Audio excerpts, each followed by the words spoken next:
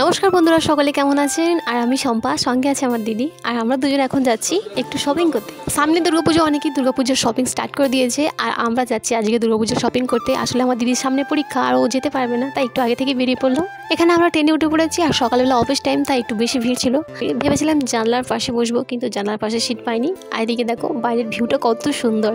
আমরা ট্রেনে উঠেছিলাম প্রায় 9:45, আর এখন বাজে প্রায় 11:30 কাছাকাছি, মানে প্রায় 2.5 ঘন্টার মতো লেট। তারপরে আমরা হাওড়া স্টেশনে পৌঁছে গিয়েছিলাম, গিয়ে সেই বড় পাখার সঙ্গে দেখা।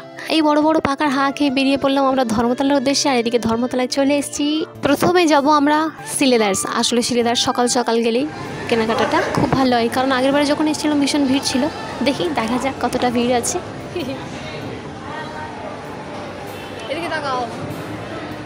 এদিকে আমরা সিলেদার্সের মধ্যে ঢুকে পড়েছি। ঢুকেই আমাদের চোখ চলে গেছে বুটের দিকে। ওদিকে আমার দিদি চিন্তায় পড়ে গেছে যে কোনটা নেবে, তাই ভাবছে দাঁড়িয়ে দাঁড়িয়ে। তাই বেশি চিন্তা না করে এদিকে আমার দিদি বুট দেখতে শুরু করে দিয়েছে। আর তোমরা যারা ভাবছো যে সিলেদার্স থেকে কেনাকাটা করব, তাদের উদ্দেশ্যে আমি একটাই কথা বলবো, যে এই সময়টা হলো পারফেক্ট সময় সিলেদার্সের জুতো কেনার। কারণ আর যত পুজো এগিয়ে আসবে, ভিড়টা কিন্তু তত বাড়বে। আর বাঙালির বড় পুজো বলে কথা, সিলেদার্সের জুতো কিনবো না এটা কখনো হয়? আর এদিকে আমিও জুতো দেখতে শুরু করে দিয়েছি, দেখো। আর এখানে বুটের কালেকশনগুলো কিন্তু ভীষণ সুন্দর। আর শপিং করতে যেতে হবে এই রকম দোকান সিলেদার্সের মতো, দেখো, যেখানে নিজের পছন্দ মতো জিনিস বেছে নিয়ে পরে দেখে আরাম করে জুতো কিনতে পারবে। আর এগুলো ছিল বাচ্চাদের জুতোর কালেকশন।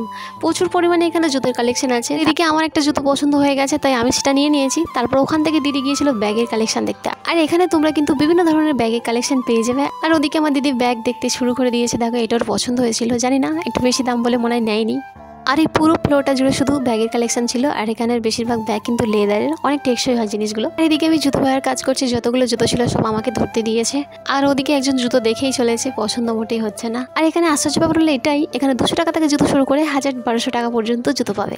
এখানে আমাদের জুতো কেনা হয়ে গেছে। তারপর গিয়েছিলাম নিচের ফ্লোরে। এগুলো ছিল সব ছেলেদের জুতোর কালেকশন। চলো এবার একটু ছেলেদের জুতোর কালেকশনগুলো ঘুরে দেখাই। আর এখানে দিদি বলছিল যে দাদার জন্য একটা জুতো নেবে, তাই একটু দেখছিলাম। দেখো এই জুতোটা, কিন্তু দাদার পছন্দ হবে কি জানি না, তাই আর নেওয়া হয়নি।